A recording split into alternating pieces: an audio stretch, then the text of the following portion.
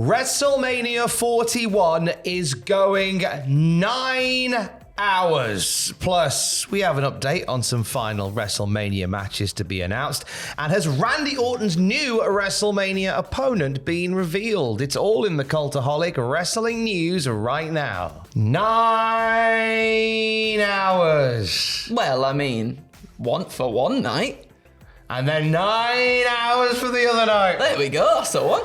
I'm an old man, Andrew. You're an old man. Let's tell the people what's cracking. Let's tell them what's going on. So WrestleMania's runtime is looking like it's going to be quite a big one, right? 9 hours per night, according to the show's listing on Peacock. They're showing WrestleMania kicking off at 4 p.m. EST on Saturday, with the main card getting underway at 7 p.m. EST, with a post-show likely included in that main card runtime as well. Hence, so 3 hours before, that's a 3 hour chunk. The wrestling show itself, if last year's is to go off, anywhere between like 3.5 hours to 4 hours ish for the main show, and then you'll get obviously like the post-presser thing, I imagine, as well. Well, I think last year they had kind of like a post-show where it was sort of reactions in the arena. Okay, yeah. And then there was some press stuff, I think, after the Sunday, if memory serves. A 3 hour pre-show.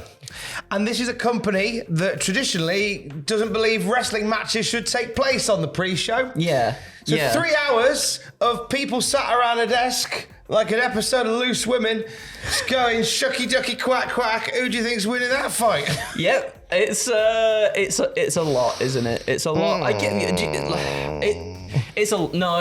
It's a lot. I don't know what to say. I don't know what other than like, obviously if you don't, because it's just a pre-show and there's no matches, up to you whether you want to watch it or not, which is good. I mean, me and Adam will be reacting throughout both of those 3 hour things next weekend. God bless you. But it's getting you a medal at the end. It's a bit silly, isn't it, with it being 3 hours and having nothing there of substance for fans to tune into. That's the thing, right? And that's the thing. I've mentioned before about like the AEW pay-per-views are very long, but they always pack them with matches at least. No, absolutely. They're long, absolutely. but they pack them with matches. Mm-hmm. It's not 3 hours of people just sort of moving dog dirt around a table going, who thinks winning that fight? Oh, shucky ducky quack quack. Hey, there's some fans. Like, it's going to be a thing.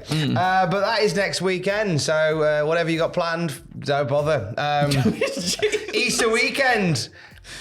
I've got an Easter egg hunt with my nephews. Oh, that sounds nice. With my nieces and nephews on the Easter Sunday. I'm 9 hours of Mania. I ain't going to be in the mood to look for chalky eggs. Yeah, but you got 3 hours to look for chalky eggs before the main show. So we'll have a 3 hour pre-show before we look for the chalky eggs. Yeah. Then we'll look for the chalky eggs. Oh, I get it. Then do 2 hours of post-egg analysis. Yes. It's a long time.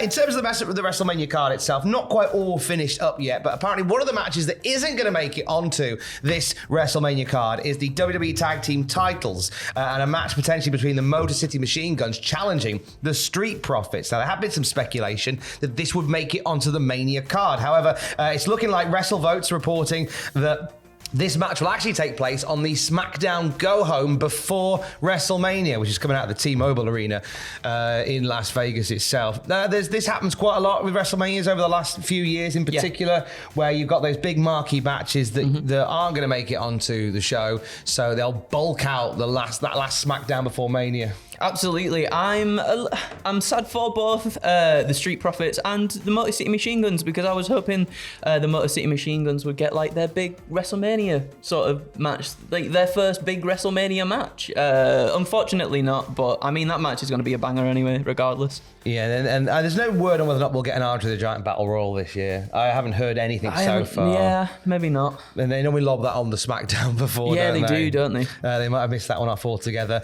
A few more matches for Mania that are coming together, though, according to WrestleVotes. Yes, whilst obviously the SmackDown one seems to be happening on the SmackDown before WrestleMania, a tag team title match between the New Day and the War Raiders for the Raw tag team titles is set to still be added. Now that's been a lovely story that they've told on Raw over the last few weeks. War Raiders, the New Day. The New Day's heel turn has been something very special. It's been nice to see them really lean into the heel promos and all that stuff. But I mean, it's sad that one tag title match will get on the pay-per-view by the looks of it, and one tag match won't. Yes, for sure. I hope if they do sort of like, because I'm with you. Initially, I was excited about the New Day heel turn, and then in my opinion, it's not really amounted to anything special yet, other than that initial sort of like thing where they cast Big E out and everything. And since then, it's been okay, at least in my opinion. But maybe if they pick up the tag team championships and do something good with them, then I'm excited to see where they go with that. Do you see that happening? Do you see them becoming tag champions? I think so, in some kind of naughty way. Oh, it'd have to be the naughtiest of naughty ways. Of course. So WrestleVote saying that is a match that's still to be added on a card that looks like it's going to end up at 14 matches. Obviously, a few other gaps in there as well. One other match that they report will be Randy Orton versus TBA. No, not Tiberius Blenkinsop Aldershot, but to be announced, because obviously Kevin Owens stepping away to have surgery. We may not see Kev for a couple of years, but it does leave Randy Orton adrift in the pre-WrestleMania waters. Dropping Nick Aldis with an RKO just to get some of that aggression out last week. Aldis, as he announced the Drew McIntyre versus Damian Priest match on socials, said that he would address the Randy Orton RKO situation, but didn't specify exactly where or when. Without an opponent, I mean, the one thought that I had would be, do we get Randy Orton, Nick Aldis? That's exactly what me and Adam said this morning as well. And then when all this stuff happened last week with Randy RKO and Nick Aldis again, that's I think twice at this point that he's done that. I was like, oh, that would be really, really cool. That would be really nice to see Nick Aldis back in the ring in a wrestling capacity. Oh, because it just feels like it'd be they've set up this nice story. Obviously, Nick Aldis can go in there as well. Absolutely, yeah. Takes a splendid RKO, does Nick Aldis? Sure does, yeah. To the shock of nobody, the former NWA World's Heavyweight Champion, my great mate Magnus, can take a really good RKO. I'd love to see Nick Aldis on that Mania card. That'd be great. However, it looks as if that potentially could go to somebody else who's missing out on a Mania payday. That being Sheamus, who simply tweeted, "I'm available." And then my brain went, of course, Sheamus. That would be nice, yeah, because he just seemed like a glaring omission. I thought maybe he'd somehow get added to the IC title match. I was like, oh, maybe it's Sheamus' time, but it feels like the story there is very much Finn and Dominic going into that one, I feel like. So, yeah, it does leave Sheamus sort of up to do anything. And I mean, it would be a banger match, that's for sure, between the two. Oh, yeah, and they could tell that story dead quick. Yes, of course they can. There's a history there, and you can have some fun with that in just the 2 weeks that you've got, because I genuinely believe that if Randy Orton is going to be part of the WrestleMania card, I think we're going to have an answer on what that's going to look like tonight. Because you've got tonight, and then you've got next week. Yes, you do. So you want to basically get something in there dead quick. So I would imagine by the time that you watch Fraser and Sam here tomorrow morning, then you'll have an answer on that. Talking of Fraser, a new documentary coming out on Sunday, 6 p.m. It's premiering on our YouTube channel, called WrestleMania Matches, Moments, Magic.